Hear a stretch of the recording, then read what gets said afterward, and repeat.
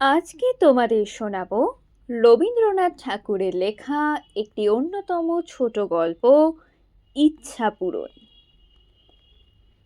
সুবল চন্দ্রের ছেলেটির নাম সুশীল চন্দ্র, কিন্তু সকল সময় নামের মতো মানুষটি হয় না। সেই জন্যই সুবল চন্দ্র কিন্তু দুর্বল ছিলেন এবং সুশীল চন্দ্র বড় শান্ত ছিলেন না। ছেলেটি পাড়া শুদ্ধ লোককে অস্থির করিয়া বেড়াইত। সেই জন্য বাপ মাঝে মাঝে শাসন করিতে ছুটিতেন, কিন্তু বাপের পায়ে ছিল বাত, আর ছেলেটি হরিণের মতো দৌড়িতে পারিত। কাজেই কিল চড় চাপড় সকল সময় ঠিক জায়গায় গিয়া পড়িত না। কিন্তু সুশীল চন্দ্র দৈবাৎ যেদিন ধরা পড়িতেন সেদিন তাহার আর রক্ষা থাকিত না।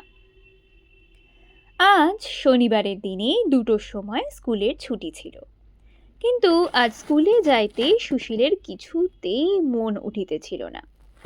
তাহার অনেকগুলো কারণ ছিল। একে তো আজ স্কুলে ভূগোলের পরীক্ষা, তাহাতে আবার ওপাড়ার বসেদের বাড়ি আজ সন্ধ্যার সময় বাজি পোড়ানো হইবে। সকাল হইতেই সেখানে ধুমধাম চলিতেছে। সুশীলের ইচ্ছা সেইখানেই আজ দিনটা কাটাইয়া দেয়। অনেক ভাবিয়া শেষকালে স্কুলে যাইবার সময় বিছানায় গিয়া শুইয়া পড়িল। তাহার বাপ সুবল গিয়া জিজ্ঞাসা করিলেন, কি রে, বিছানায় পড়ে আছিস যে, আজ স্কুলে যাবি না? সুশীল বলিল, আমার পেট কামড়াচ্ছে, আজ আমি স্কুলে যেতে পারবো না। সুবল তাহার মিথ্যা কথা সমস্ত বুঝিতে পারিলেন। মনে মনে বলিলেন, রোশো, একে আর জব্দ করতে হবে। এই বলিয়া কহিলেন, পেট কামড়াচ্ছে? তবে আর তোর কোথাও গিয়ে কাজ নেই। বসুদের বাড়ি বাজি দেখতে হরিকে একলাই পাঠিয়ে দেবো এখন। তোর জন্য আজ লজেন জুস কিনে এনে রেখেছিলাম, সেও আজ খেয়ে কাজ নেই। তুই এখানে চুপ করে পড়ে থাক, আমি খানিকটা পাঁচন তৈরি করে নিয়ে আসি। এই বলিয়া তাহার ঘরে শিকল দিয়া সুবলচন্দ্র খুব তিতো পাঁচন তৈয়ার করিয়া আনিতে গেলেন। সুশীল মহা মুশকিলে পড়িয়া গেল। লজেঞ্জুস যেমন ভালোবাসিত, পাঁচন খাইতে হইলে তাহার তেমনই সর্বনাশ বোধ হইত। ওদিকে আমার বসিদের বাড়ি যাইবার জন্য কাল রাত হইতে তাহার মন ছটফট করিতেছে, তাহাও বুঝি বন্ধ হইল। সুবলবাবু যখন খুব মরো একটি বাটিতে পাঁচন লইয়া ঘরে ঢুকিলেন, সুশীল বিছানা হইতে ধড়ফড় করিয়া উঠিয়া বলিল, আমার পেট কামড়ানো একেবারে সেরে গেছে, আমি আজ স্কুলে যাব। বাবা বলিলেন, না না, সে কাজ নেই, তুই পাঁচন খেয়ে এইখানে চুপ করে শুয়ে থাক। এই বলিয়া তাহাকে জোর করিয়া পাঁচন খাওয়াইয়া ঘরে তালা লাগাইয়া বাহির হইয়া গেলেন। সুশীল বিছানায় পড়িয়া কাঁদিতে কাঁদিতে সমস্ত দিন ধরিয়া কেবল মনে করিতে লাগিল যে, আহা, যদি কালই আমার বাবার মতো বয়স হয়, আমি যা ইচ্ছা তাই করতে পারি, আমাকে কেউ বন্ধ করে রাখতে পারে না। তাহার বাপ সুবলবাবু বাহিরে একলা বসিয়া বসিয়া ভাবিতে লাগিলেন যে, আমার বাপ মা আমাকে বড় বেশি আদর দিতেন বলেই তো আমার ভালো রকম পড়াশোনা কিছু হলো না। আহা, আমার যদি সেই ছেলেবেলা ফিরে পাই, তাহলে আর কিছুতেই সময় নষ্ট না করে কেবল পড়াশোনা করে নি। ইচ্ছা ঠাকুরন সেই সময় ঘরের বাহির দিয়া যাইতেছিলেন। তিনি বাপ ও ছেলের মনের ইচ্ছা জানিতে পারিয়া ভাবিলেন, আচ্ছা ভালো, কিছুদিন ইহাদের ইচ্ছা পূর্ণ করিয়াই দেখা যাক। এই ভাবিয়া বাপকে গিয়া বলিলেন, তোমার ইচ্ছা পূর্ণ হইবে, কাল হইতে তুমি তোমার ছেলের বয়স পাইবে। ছেলেকে গিয়া বলিলেন, কাল হইতে তুমি তোমার বাপের বয়সী হইবে। শুনিয়া দুইজনে ভারী খুশি হইয়া উঠিলেন। বৃদ্ধ সুবলচন্দ্র রাত্রে ভালো ঘুমাইতে পারিতেন না, ভোরের দিকটায় ঘুমাইতেন। কিন্তু আজ তাহার কি হইল, হঠাৎ খুব ভোরে উঠিয়া একেবারে লাফ দিয়া বিছানা হইতে নামিয়া পড়িলেন। দেখিলেন খুব ছোট হইয়া গেছেন, পড়া দাঁতগুলো উঠিয়াছে, মুখের গোপ দাড়ি সমস্ত কোথায় গেছে, তাহার আর চিহ্ন নাই। রাত্রে যে ধুতি জামা পরিয়া শুইয়াছিলেন, সকালবেলায় তাহা এত ঢিলা হইয়া গেছে যে হাতের দুই অস্তিন প্রায় মাটি পর্যন্ত ঝুলিয়া পড়িয়াছে। জামার গলা বুক পর্যন্ত নামিয়াছে, ধুতির কোঁচাটা এতই লুটাইতেছে যে পা ফেলিয়া চলাই দেয়। আমাদের সুশীলচন্দ্র অন্যদিন ভোরে উঠিয়া চারিদিকে দৌরাত্ম্য করিয়া বেড়ান, কিন্তু আজ তাহার ঘুম আর ভাঙে না। যখন তাহার বাপ সুবলচন্দ্রের চেঁচামেচিতে সে জাগিয়া উঠিল, তখন দেখিল কাপড় চোপড়গুলো গায়ে এমনই আঠিয়া গেছে যে ছিঁড়িয়া ফাটাইয়া কুটি কুটি হইবার জো হইয়াছে। শরীরটা সমস্ত বাড়িয়া উঠিয়াছে, কাঁচা পাকা গোঁফ দাড়িতে অর্ধেক মুখ দেখাই যায় না। মাথায় এক মাথা চুল ছিল, হাত দিয়া দেখে সামনে চুল নাই, পরিষ্কার টাক টকটক করিতেছে। আজ সকালে সুশীলচন্দ্র বিছানা ছাড়িয়া উঠিতেই চায় না। অনেকবার তুড়ি দিয়া উচ্চস্বরে হাই তুলিল, অনেকবার এপাশ ওপাশ করিল। শেষকালে বাপ সুবলচন্দ্রের গোলমালে ভারী বিরক্ত হইয়া উঠিয়া পড়িল। দুইজনের মনের ইচ্ছা পূর্ণ হইল বটে, কিন্তু ভারী মুশকিল বাঁধিয়া গেল। আগেই বলিয়াছি, সুশীলচন্দ্র মনে করিত যে সে যদি তাহার বাবার সুবলচন্দ্রের মতো বড় এবং স্বাধীন হয়, তবে যেমন ইচ্ছা গাছে চড়িয়া, জলে ঝাঁপ দিয়া, কাঁচা আম খাইয়া, পাখির বাচ্চা পড়িয়া দেশময় ঘুরিয়া বেড়াইবে, যখন ইচ্ছা ঘরে আসিয়া যাহা ইচ্ছা তাহাই খাইবে, কেহ বারণ করিবার থাকিবে না। কিন্তু আশ্চর্য এই, সেদিন সকালে উঠিয়া তাহার গাছে চড়িতে ইচ্ছাই হইল না।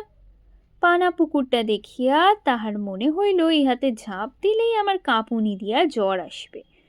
চুপচাপ করিয়া দাওয়ায় একটা মাদুর পাতিয়া বসিয়া বসিয়া ভাবিতে লাগিল।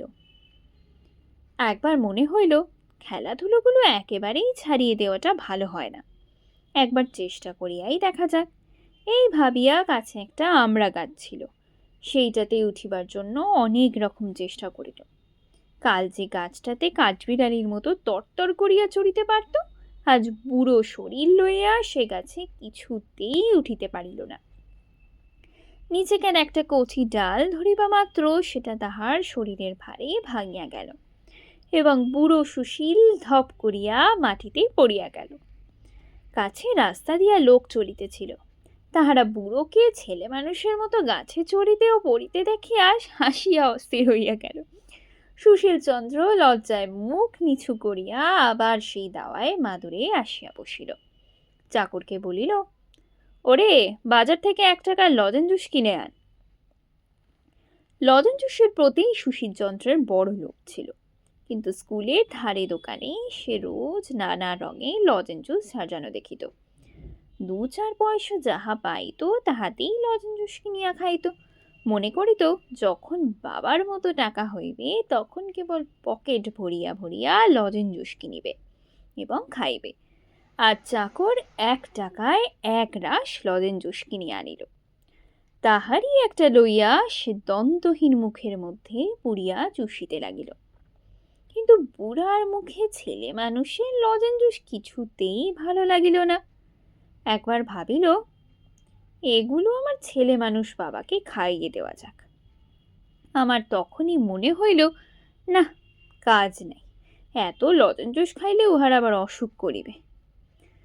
কাল পর্যন্ত যে সকল ছেলে সুশীলচন্দ্রের সঙ্গে কপাটি খেলিয়াছে, আজ তাহার সুশীলের সন্ধানে আসিয়া বুড়ো সুশীলকে দেখিয়া দূরে ছুটিয়া গেল।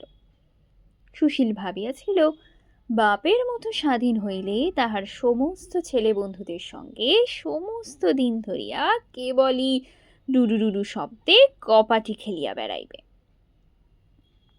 কিন্তু আজ রাখাল, গোপাল, অক্ষয়, নিবারণ, হরিশ এবং নন্দকে দেখিয়া মনে মনে বিরক্তি উঠিয়া হইল। ভাবিল, চুপচাপ করিয়া বসিয়া আছি, এখনই বুঝি ছোঁড়াগুলো গোলমাল বাঁধাইয়া দেবে। আগেই বলিয়াছি, বাবা সুবলচন্দ্র প্রতিদিন দাওয়ায় মাদুর পাতিয়া বসিয়া বসিয়া ভাবিতেন, যখন ছোট ছিলাম তখন দুষ্টুমি করিয়া সময় নষ্ট করিয়াছি। ছেলে বয়স ফিরিয়া পাইলে সমস্ত দিন শান্তশিষ্ট হইয়া ঘরে দরজা বন্ধ করিয়া বসিয়া কেবল বই লইয়া পড়া মুখস্থ করি। এমনকি সন্ধ্যার পরে ঠাকুরমার কাছে গল্প শোনাও বন্ধ করিয়া প্রদীপ জ্বালিয়া রাত্রি 10টা 11টা পর্যন্ত পড়া তৈয়ারি করি। কিন্তু ছেলে বয়স ফিরিয়া পাইয়া সুবলচন্দ্র কিছুতেই স্কুলমুখ হতে চাইলে না। সুশীল বিরক্ত হইয়া আসিয়া বলিত, বাবা, স্কুলে যাবে না? সুবল মাথা চুলকাইয়া মুখ নিচু করিয়া আস্তে আস্তে বলিতেন, আজ আমার পেট কামড়াচ্ছে, আমি স্কুলে যেতে পারবো না। সুশীল রাগ করিয়া বলিত, পারবে না বই কি, স্কুলে যাবার সময় আমারও অমন ঢের পেট কামড়েছে, আমি ওসব জানি। বাস্তবিক সুশীল এত রকম উপায়ে স্কুল পলাইত, এবং সে এত অল্প দিনের কথা যে তাহাকে ফাঁকি দেওয়া তাহার বাপের কর্ম নহে। সুশীল জোর করিয়া ক্ষুদ্র বাপটিকে স্কুলে পাঠাইতে আরম্ভ করিল। স্কুলে ছুটির পরে সুবল বাড়ি আসিয়া খুব এক ছোটাছুটি করিয়া খেলিয়া বেড়াইবার জন্য অস্থির হইয়া পড়িতেন। কিন্তু ঠিক সেই সময়টিতে বৃদ্ধ সুশীলচন্দ্র চোখে চশমা দিয়া একখানা কৃত্তিবাসের রামায়ণ লইয়া সুর করিয়া করিয়া পড়িত। সুবলের ছোটাছুটি গোলমালে তাহার পড়ার ব্যাঘাত ঘটিত। তাই সে জোর করিয়া সুবলকে ধরিয়া সম্মুখে বসাইয়া হাতে একখান স্লেট দিয়া আঁক কষিতে দিত। আঁকগুলি এমনই বড় বড় বাছিয়া দিত যে তাহার একটা কষিতেই তাহার বাপের 1 ঘণ্টা চলিয়া যাইত। সন্ধ্যাবেলায় বুড়ো সুশীলের ঘরে অনেক বুড়ায় মিলিয়া দাবা খেলিত। সে সময়টায় সুবলকে ঠান্ডা রাখিবার জন্য সুশীল একজন মাস্টার রাখিয়া দিল। মাস্টার রাত্রি 10টা পর্যন্ত তাহাকে পড়াইত। খাওয়ার বিষয়ে সুশীলের বড় কড়াক্কড় ছিল, কারণ তাহার বাপ সুবল যখন বৃদ্ধ ছিলেন তখন তাহার খাওয়া ভালো হজম হইত না, একটু বেশি খাইলেই অম্বল হইত। সুশীলের সে কথাটা বেশ মনে আছে, সেই জন্য সে তাহার বাপকে কিছুতেই অধিক খাইতে দিত না। কিন্তু হঠাৎ অল্প বয়স হইয়া আজকাল তাহার এমনই ক্ষুধা হইয়াছে যে নুড়ি হজম করিয়া ফেলিতে পারিতেন।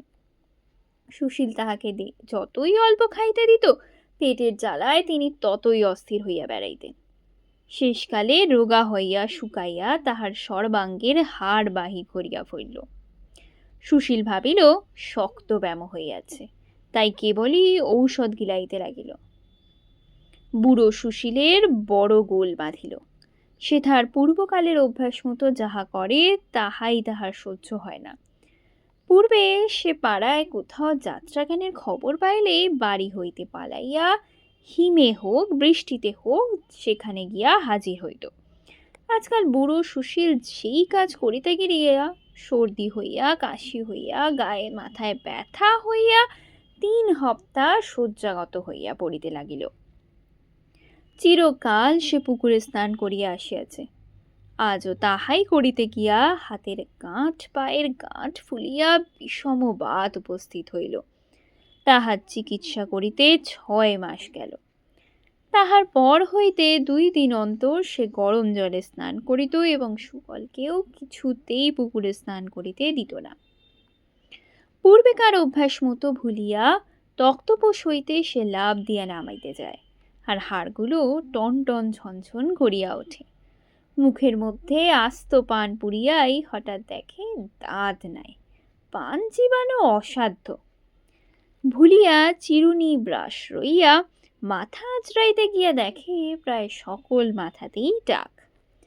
একদিন হঠাৎ ভুলিয়া যাইত সে তাহার বাপের বয়সে বুড়া হইয়াছে, এবং ভুলিয়া পূর্বের অভ্যাস মতো দুষ্টুমি করিয়া পাড়ার বুড়ি অবধি পিসির জলের কলসে হঠাৎ ঠন করিয়া ঢিল ছুঁইয়া মারিত। বুড়ো মানুষের এই ছেলে মানুষী দুষ্টুমি দেখিয়া লোকেরা তাহাকে মার মার করিয়া তাড়াইয়া যাইত। সেও লজ্জায় মুখ দেখিবার জায়গা পাইত না। সুবলচন্দ্র একদিন দৈবাত ভুলিয়া যাইত যে সে আজকাল ছেলে মানুষ হইয়াছে। আপনাকে পূর্বের মতো বুড়ো মনে করিয়া যেখানে বুড়ো মানুষরা তাস পাশা খেলিতেছে সেইখানে গিয়া সে বসিত এবং বুড়োর মতো কথা বলিত। শুনিয়াই সকলেই তাকে যা যা খেলা করগে যা, জ্যাঠামি করতে হবে না বলিয়া কান ধরিয়া বিদায় করিয়া দিত। হঠাৎ ভুলিয়া মাস্টারকে গিয়া বলিত, দাও তো তামাকটা, দাও তো খেয়ে নি। শুনিয়া মাস্টার তাহাকে বেঞ্চের ওপর এক পায়ে দাঁড় করাইয়া দিত। নাপিতকে গিয়া বলিত, ওরে বেজা, কদিন আমাকে কামাতে আসিসনি কেন? নাপিত ভাবিত ছেলেটি খুব ঠাট্টা করিতে শিখিয়াছে। সে উত্তর দিত, আর বছর দশেক বাদে আসবো এখন।